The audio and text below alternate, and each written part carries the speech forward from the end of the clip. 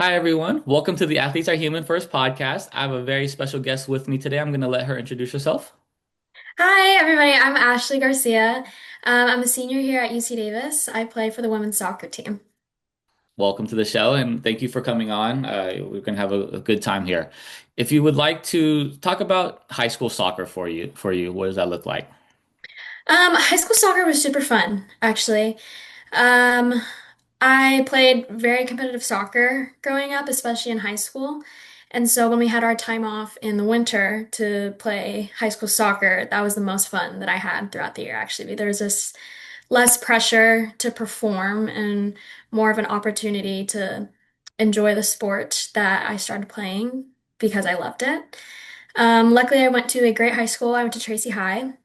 We won TCAL all 4 years that I was there and went to playoffs all 4 years. And I was lucky to be surrounded by very, very talented girls that played in Central Valley and great coaches too. Shout out to Kalis and Perry. But it was super fun, and I'm really glad that aside from my club soccer experience, I had a good competitive environment at high school, which I know a lot of club athletes were not able to say going into high school season. Yeah, I mean, talk a little bit about that because a lot of kids don't like their high school experience, right? I Mhm. think they don't want to play high school. They stick with their club, or they just have a terrible time playing with their high school. I mean, talk about how special that was for you and being on a team that was successful, but also having fun doing that as well. Yeah, I felt really lucky actually. I knew a lot of girls who also played like DA or I think it's GA now. All the leagues are changing, but they didn't even have like the opportunity to play high school. Or some girls that I also played with, the level of competition was just lower. Mhm. And so the people and the players that they were surrounded by didn't necessarily benefit them when they would come back for the club season. So I just felt very fortunate that the girls that I played with, they were just as dedicated as I was, regardless of what level they played outside of high school. And I was really good friends with them too, and I still have really good lasting relationships with them now. Like I'll play against them in college soccer and say hi to my old teammates, or they'll come support me when I have a local game in the 209. It was just a great community, and I felt really lucky to be surrounded by good people at Tracy High. Yeah, and I think that's cool that you were able to appreciate it too, right? Like you Mhm. understood, like not everyone does get this experience. Not everyone gets this opportunity to play high level high school soccer, but also with your friends, to your friends to this day, right? Which is really cool because they still come support. You're still in touch with them. I think a lot of people lose sight of that when, after they go off to college, it's like, okay, we're so far away, we don't get to see our friends anymore, and you kind of lose contact with them. So I think to hear that you had just a good experience in high school like that to me is really cool to hear. Talk a little bit about your recruitment for going into, high school, going into college. What was that recruitment process like? Um, it was a little bit rough. COVID had hit, I believe, my junior year, so it kind of put like a little bit of a hiatus on my recruitment process. But from high school to college, actually, I have two teammates now, Ava Coverdale and Savannah Cordero. We went to Tracy High, all three of us, so we played together. And now the three of us are here at Davis, and we all live together actually in our house. And so it's just very fortunate we were recruited by the same coach, Tracy Ham, at the time. Um, for my recruiting process, I believe COVID hit 2020, my junior year, and they had also made a new rule that you couldn't talk to directly to the college coaches, I think, until summer junior or summer like sophomore year. I mean, I sound old, like I actually don't even remember. It's so long ago. But I was talking to several schools in high school. The process at the time, I would go to either like ID camps, freshman, sophomore year. I'd send a lot of emails before tournaments. We had a lot of ECNL showcases. I played for Pleasanton Rage, so when we traveled to San Diego or even Tennessee or Florida, I would always email coaches there, and then I would be fortunate to hear back from them. The summer going into my junior year, I believe I committed to UC Davis, obviously, over the phone. I didn't get a chance to do many official visits. Actually, I think UC Davis was my only official visit because it's local. It was only an hour and a half drive away. And at the time, my brother, he also graduated from UC Davis here, chemical physics. Now he's becoming a doctor. And Nice, so I was congrats. familiar with the campus, familiar with the team and the coaching staff. Tracy Ham recruited me. Jody Lingefeld at the time was also the assistant coach, and she was my ODP coach growing up. So I'd known her for quite a while, and it felt like the right decision. I was an IB kid in high school, international baccalaureate. So for me and my family, our biggest priority was going to school for a good degree, for good education. And that was near the top of my checklist when it came to recruiting when I was in high school. And UC Davis checked that off for me. And I loved that it did. Talk about, I mean, being in the IB program, it's very rigorous. Talk about how you were able to balance school with sports, because I'm sure you trained a lot for sports also, but Mhm. also you took care of your work in the classroom. Talk about the balance that you had to, what that was like for you in high school. It was hard, honestly. I wouldn't even call it a balance. I feel like balance would be a nice compliment. I did it, I got it done, but it was just hard. There were a lot of nights where I would pull all-nighters or just get like 3 to 4 to maybe 5 or 6 hours of sleep. And so did a lot of my classmates too, who weren't playing club sports and getting recruited. So it's difficult. It's super difficult. Honestly, the time management of high school, which I would honestly say is harder, arguably, than it is now in college because at least here in college, I have freedom over my class schedule. I get to choose my class schedule. I get to plan my day out. I'm told when practices are, and it's like I bike across the street and go to practice, But in high school, my parents were driving me, and it was like 4 to 5 times a week. I was driving from Tracy to Pleasanton, 45 minutes without traffic, an hour with traffic on the way back. There'd be times in middle school where I'd have to leave school early just to go make it to Pleasanton in time. And in high school, it was even harder because I would have a zero period. I'd get to school before 8 a.m., get off of school at 3:30, the same classes over and over and over for those like 8 hours, and then go straight to Pleasanton and then play for 2 hours and then drive back and then somehow manage to do my homework at night and wake up and do it the next day. And just rehashing it, honestly, is crazy because I can't believe I did that for so many years. And a lot of students do, a lot of student athletes do. But it was hard. And I'm glad I did it too.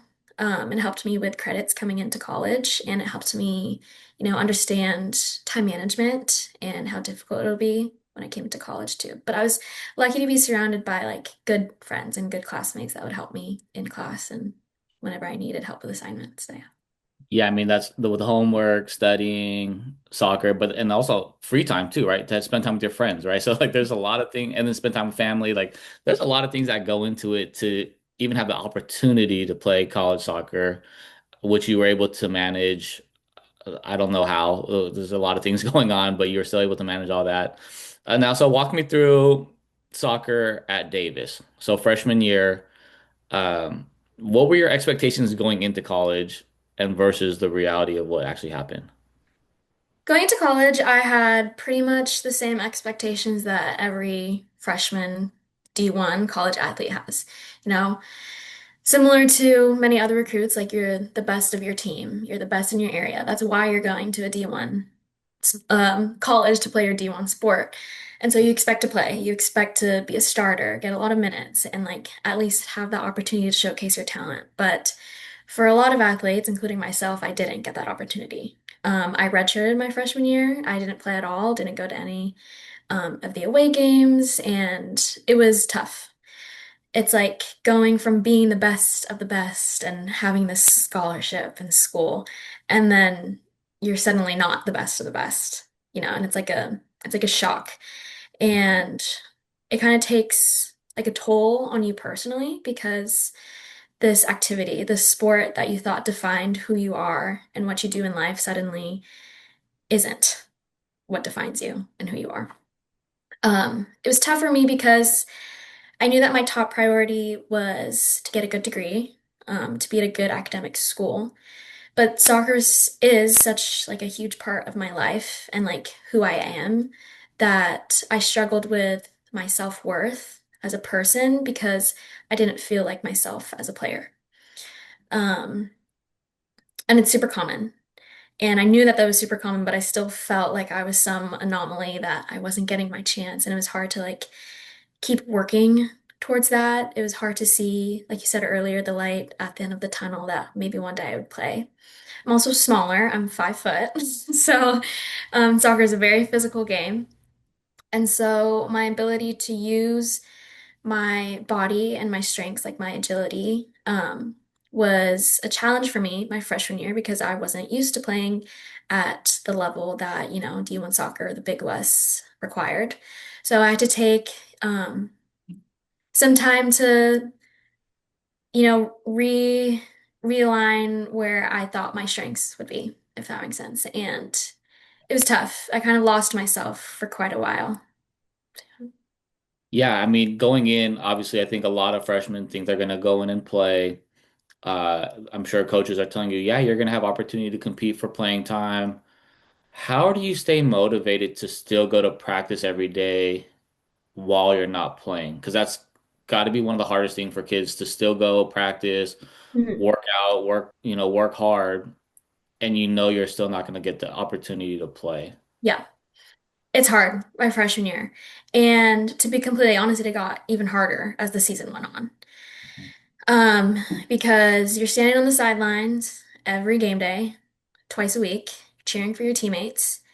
And while your teammates, your loved ones are super tired from playing probably 90 minutes, the next day I'm playing in the scrimmage against the other subs, and it's like, ugh, you kind of, I don't really know how else to explain it other than the fact that I knew that I was a practice player and I felt like it. And that's tough because as easy as it is to say that like this is temporary and like this is gonna make me stronger, it was just so much more difficult to feel that. It got harder as the season went on because the team goes on more travel trips, plays more games, gets closer with each other when you're home, training on your own, and then, the next day, like being in the substitute, like scrimmages. Mhm. And, I'd be lying if I said that I handled it with grace, because I definitely didn't. I think at a certain point in the season, as many players can probably relate to, I kind of just wanted to like get through it, like get to the end of season. Yep. And, I think there's some type of strength in that. I did the best with what I knew at the time, and I think that's okay. I was still nice to myself each day though, and I think that is something that a lot of players can learn from too. I think if anybody's going to be nice to you, it's you. And so, although I was going through very tough times as a redshirt freshman, um, the nicest advice that I could give myself was just to keep going, keep working. If anyone's going to believe in me, it's me. And then so going into sophomore year, right? I mean, Mhm. you decided to stay, right? So you didn't transfer out. How do you make that decision to stay with the program, regardless of what happened the previous season? Mhm. What's going through your mind at that time? Are you thinking, is there thoughts of maybe transferring? Is Yeah, it, definitely. After my freshman year, so spring quarter going into my second year, I honestly thought about quitting soccer altogether. Um, I knew that school was still a big thing, and so part of me wanted to. I even considered transferring to a different school just for school. But UC Davis is already, we're recently ranked top 10 public universities. love So if it? I were to transfer to a different school, then it would either have to be of the same academic caliber or higher.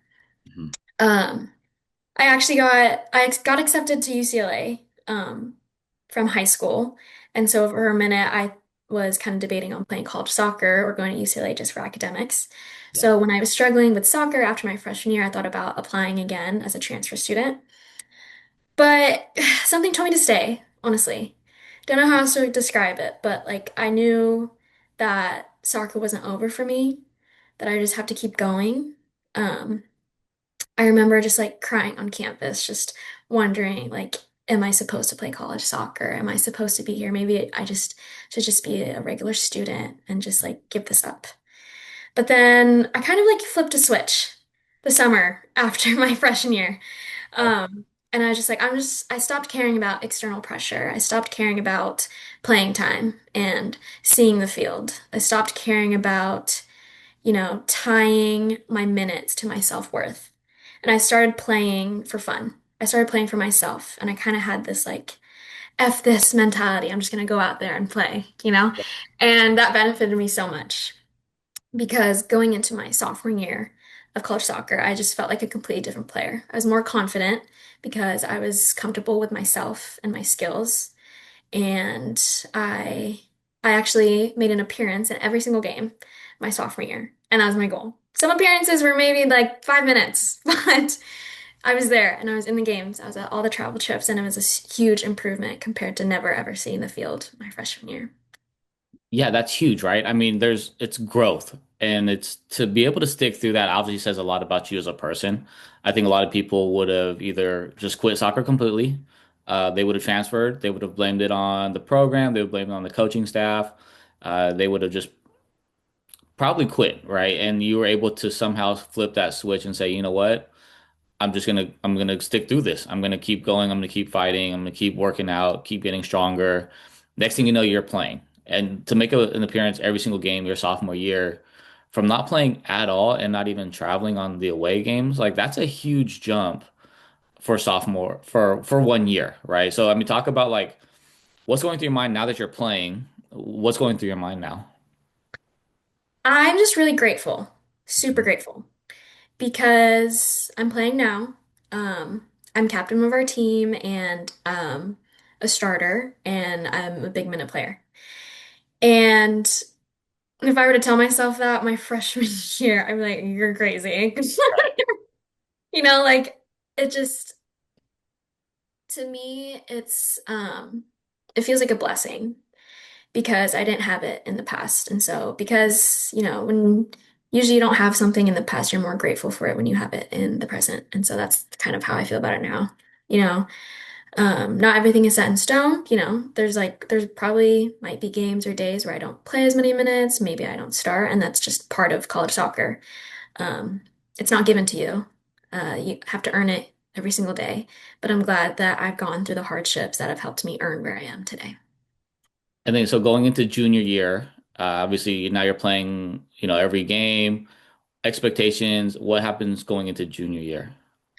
Junior year was tough for me. I was dealing with more mental health challenges than I had experienced before. Um, I was diagnosed with clinical depression and anxiety going into my junior year. And I know a lot of athletes do struggle with this too. It's difficult for me because there are many physiological reactions that your body can have due to depression and anxiety and just, performance anxiety, even if it's not clinically diagnosed. The pressures that college athletics puts on your mind and your body does 100% affect your performance on the field. And so it was a difficult time for me because I had never stepped away from the field, no matter how hard it was in high school with IB, no matter how hard it was my freshman year when I didn't even want to play. I never stepped away from the field. Um, Part of it may have also been my fear of failure or like, Yep. my tendency to strive for perfection, to never give up. But my junior year, I was challenged because seemed to be a fine line between never giving up and putting my health first. That was difficult for me because I was struggling with my body and I was on medications for the first time in my life. I wasn't feeling as fit as I needed to or as I wanted to or had in the past. And I still needed to pass my college soccer fitness test. I still needed to be fit enough to get through 2-hour trainings and then 1 hour weights 5 to 6 times a week. So it's difficult. It's hard. I ended up not ever having to step away from the field, which I'm grateful for. Um, but it's difficult. And I know a lot of athletes have to do that in silence. And I did that in silence. I hid a lot of it from my family and my friends, my teammates. Honestly, most people probably had no idea about that. And I still am now kind of quiet about that journey and what I had to deal with day to day going into my junior year, playing that season and that summer. It was just really difficult for me, but to be able to perform and still play college soccer was a huge deal. Yeah. I mean, huge accomplishment, right? I mean, so, and I don't think we talked a little bit about it yet, but so junior year, you're a starter, right? So you're Yeah, starting every single I game. was. Yeah, there were a few games where I didn't. I suffered a quad injury, and Okay. then the usual like changes in roster. I didn't start every single game, but I did go into the season as a starter. And playing bigger minutes now, right? So, I mean, talk about like now, so freshman year not playing, sophomore year playing very limited minutes. Now junior year, you're playing a lot more minutes. I mean, talk about that part Mhm. of it, but still going through a tough time, mental health with the struggles. Talk about that. Yeah. Um, because I had played in every single game my sophomore year, I set that expectation on myself for my junior year, which was so unrealistic. And I just always do that to myself. I know everyone does that to themselves. And like when you accomplish something high and you reach that standard, because you meet the bar, sometimes you're like, all right, because I meet that, I should raise it a little higher. So then when you're constantly meeting here, but you're not meeting here, you think that you're a failure. And that's kind of how I felt my junior year. I had injuries, I had mental health problems. There were games where I didn't start or I didn't get a lot of minutes. And I'm like, well, I was getting a lot of minutes in August. Why am I not getting a lot of minutes in October? Like, what am I doing wrong? What's going on? I played in every single game last year. Why can't, like, I'm clearly not doing something right to play in every single game this year. And it was just hard at the time to realize that, like, it's different. It's another year. I'm a different person. This is a new season, and the demands are different. My body is different. Like, who I am as a player is different. Our team dynamic is different. And just because I accomplished everything I've ever wanted to in the past does not mean that I have to in the present. Circumstances will change, but as long as you're like pushing yourself to that same standard, that's what really matters. That's what I learned my junior year. And now present year, senior year, captain. I mean, when did you know you were going to be a captain? What's going through your mind when you get announced that? Talk me through that. We got announced at the very start of this fall season. We had a change in coaching staff after our 2024 season. So we have a new head coach now, Kat Mertz. She's amazing. And so she came in the winter of this year, 2025. So we had her from winter, spring, and now this is our first fall season with her. Um, we had a lot of roster changes since last year. We graduated 11 seniors, I believe, 10 or 11. And we brought in, I think, 9 new players. So we didn't have necessarily like set captainship like we did in the past with our previous coaching staff. So that was recently announced in August preseason, and it just felt very relieving, and I felt very grateful for the opportunity. I know being a captain is a scary role, but I'm confident in myself and my abilities to be able to like lead the team, and I'm just grateful that I'm surrounded by girls that truly love and respect me and each other. It's really great. I appreciate them so much. Yeah, that I mean that just says a lot about your character, right? A new coach comes in, and then for right off the bat, you're kind of announced as a captain in August. Tell me a little bit about being a captain, what those responsibilities are. I think a lot of people kind of see, okay, yeah, they know what a captain is, but there's a lot more that goes into being a captain. Talk a little bit about that and your role as a captain. Yeah, definitely. Being a captain is a very respectable role, and I'm lucky, but it's also very difficult. Um, there's a lot of times, in the game or at practices where emotions are heightened, whether it be about a drill going wrong or the scoreboard, like maybe we're losing a bad play.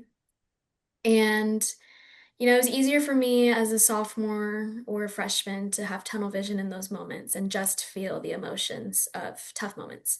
But as an older girl, as a captain, as an older player in a leadership role, how I manage those moments affects the morality of the team as well. And, energy is contagious. Energy, positive energy is super contagious on the team. And sometimes on my worst days, I still have to be that person that uplifts the younger girls around me and the teammates around me because if I give that to them, they will give it to me too.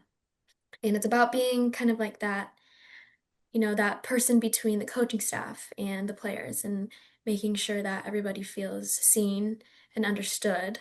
Um, but also that our standards and our goals for the season that the coaching staff want from us are still being met and in an efficient way. I love that. You're going to do awesome as a captain this year. Thanks. It's going to be super exciting for you, for the team, for the program. Like most importantly for you individually though, like all the stuff that you've had to overcome to have opportunity to be a captain. I think that's like you said, it's a huge responsibility, but also a huge opportunity as well. So excited to kind of see your journey as a captain. Talk a little bit about, I think mental health is huge, and I talk about it all the time, and it's not talked about very often publicly. Talk a little bit about things that you did to help you kind of, in ways, overcome what you've had to deal with, what you've struggled Mhm. with. Lots, actually. And it takes a long time too.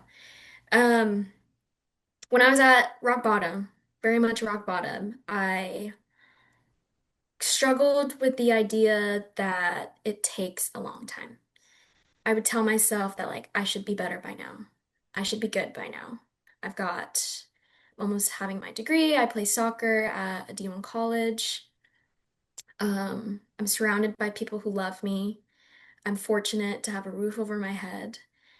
And so constantly each day I tell myself like I should be good by now. By now, by now, by now.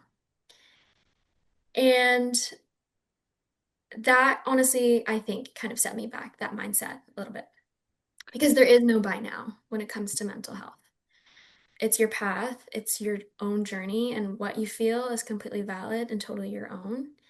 I think the more that you allow yourself to sit with it and be in it, the harder it is, honestly. But like, like if you keep telling it to go away, it's going to keep knocking at your door. That's what I tell myself. And so I had to really let myself sit in it for a while, for about a year, honestly. That was hard because, life goes on. Like the world keeps spinning. You still have to go to class. You still have to go to practice. Still got to take that exam. And the people around you are living their own lives too. And it's like, I'm here secretly drowning underwater. Why does the world keep turning? And it's hard to just avoid that, to try to not sit in it. Try to tell yourself that it's okay, that it's temporary. And it is temporary. It doesn't last forever. And I'm glad that I know that now. But if I had allowed myself to just feel it all completely for however long I needed to or wanted to, and if I knew that sooner, um, I like would have appreciated that a lot. I did a lot of things. Um, the biggest thing I think is surrounding yourself with people that you love. My friends definitely have supported me so much. My roommates, my parents, and my family members. I early on, I kind of hoped that I was waiting. I hoped that this big change would come along. But I realized that happiness is in the little moments. It's in talking to my athletic trainer for 20 minutes on Tuesday or getting ice cream for 15 minutes with my roommates. It's not this grand one day I wake up in the morning and it's an amazing new life that I've made for myself. It's in the little moments. It's in the way your best friends smile at you. It's in the way that your blankets are super cozy for one night. It's in the little things.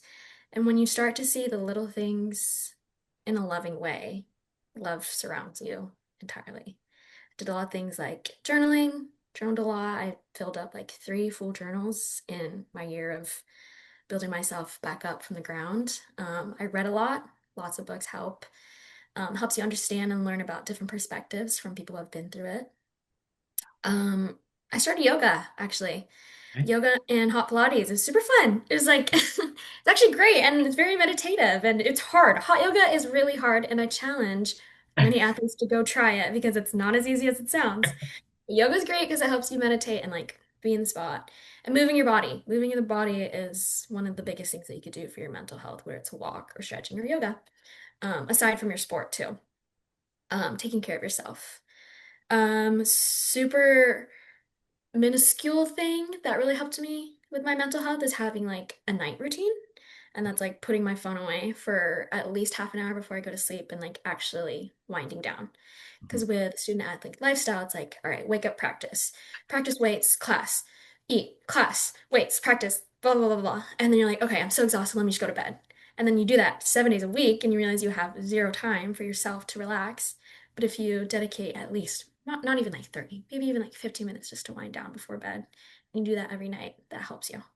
It's like it's in the little things, it's in the consistency that helps you like improve your mental health. And that's what helps me too.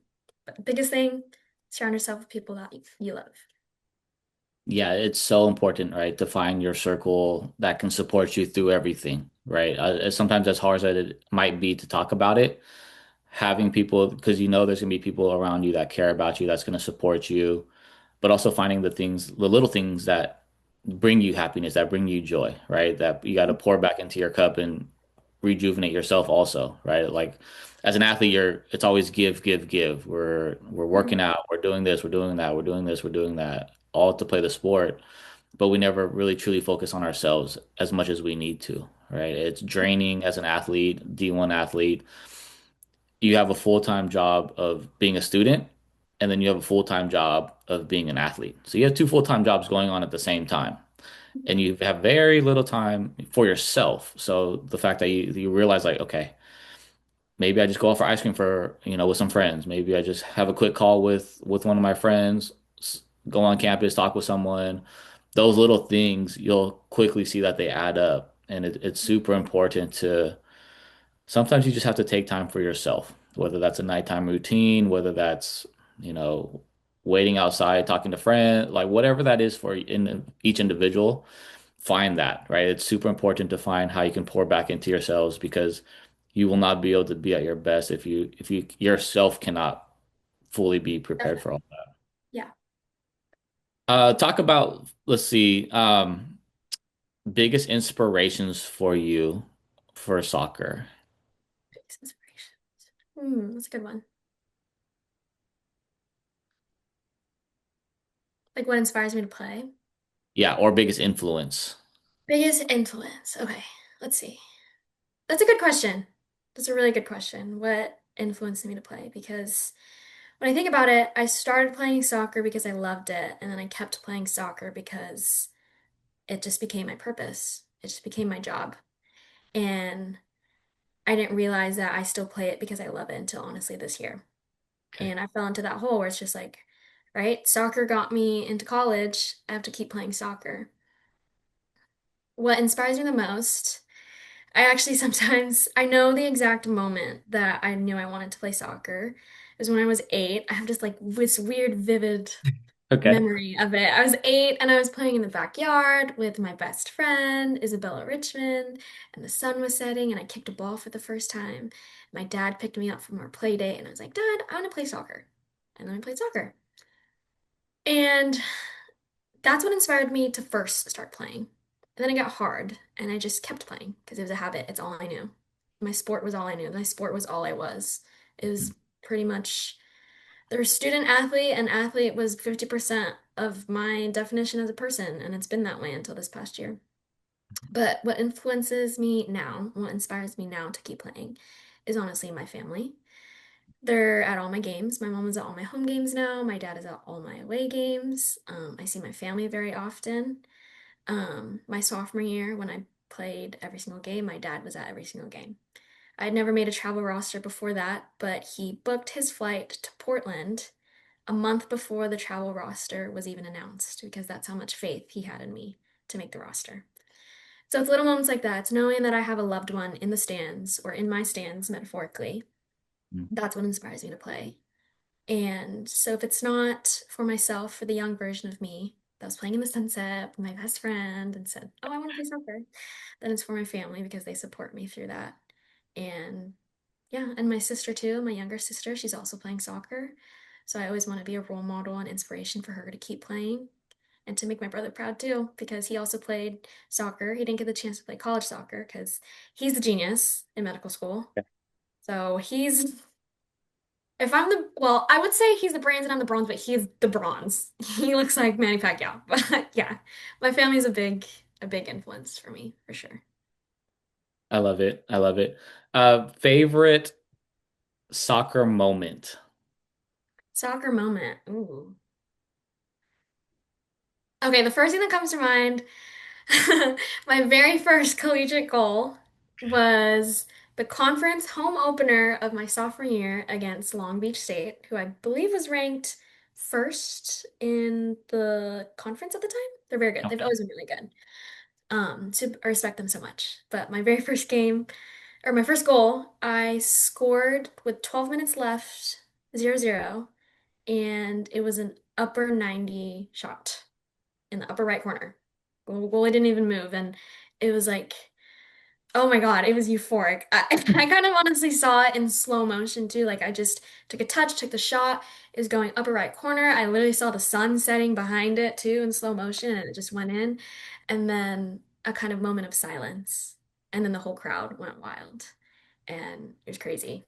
It was one of my favorite soccer moments ever. Then I was surrounded by my teammates, and I just felt so much love in that moment. And that's one of the reasons why like I play, why a lot of people play for that feeling.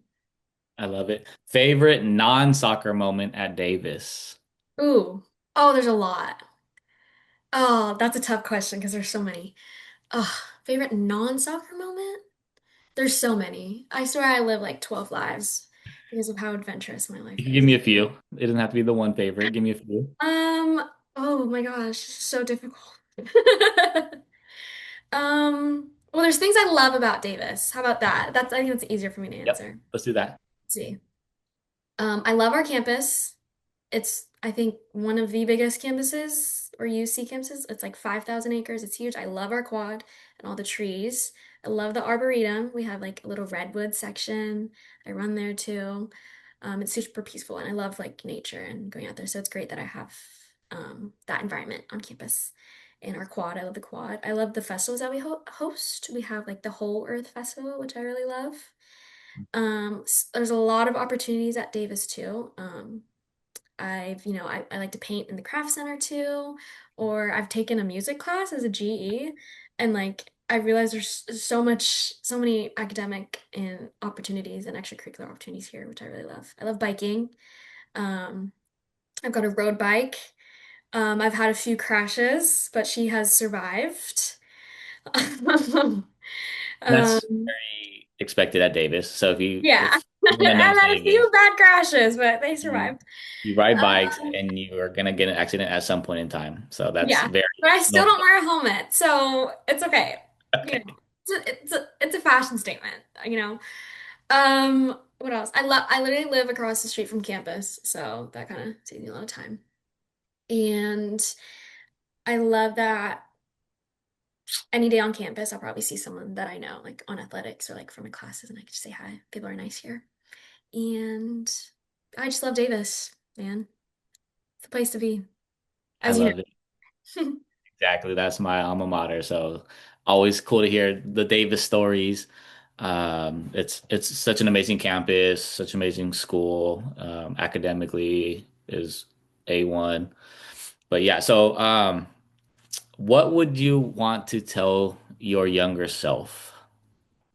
Oof. Wow, that's loaded. What would I want to tell my younger self?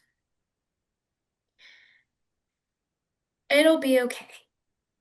You know, I have a quote that I tell myself now that anything that grows is bound to change. I think when I was younger, whether or not it's in middle school, high school, my freshman year, I kind of had this like set path for myself, this goal, like I'm gonna go play D1 soccer, I'm gonna be a starter, and then I'm gonna do this, this, and this in life. But there's so much more to that. There's so much more than being an athlete, being a student. You know, like when my time comes to be super dramatic, I hope that like the mark that I leave on the world and the people around me isn't the fact that I was a great athlete and that I lifted heavy weights and that I was really good at passing a ball, but because I was able to give and receive love to others in a way that makes them feel inspired too. So I'd tell her that like that's the most important thing. And there will be burdens, there will be crossroads that challenge you um, to not be yourself in those moments. And you're going to have to question yourself. But if you stay true to you and stay true to the love that you have in yourself, that it'll get you so much farther than big muscles and big brains will. Thank you so much for being on the podcast. I just can't thank you enough for just sharing your story, sharing your journey. I want to wish you the best of luck on the field, obviously as a captain, but also off the field as well. As like you said, you're not defined by your sport. You're going to be super successful. I already could tell by just your whole demeanor, your personality. You're going to be special. It's going to be super fun to watch you continue to grow both on and off the field. But I just want to say thank you, and I wish you nothing but the best. Thank you. I really appreciate it. You're the best.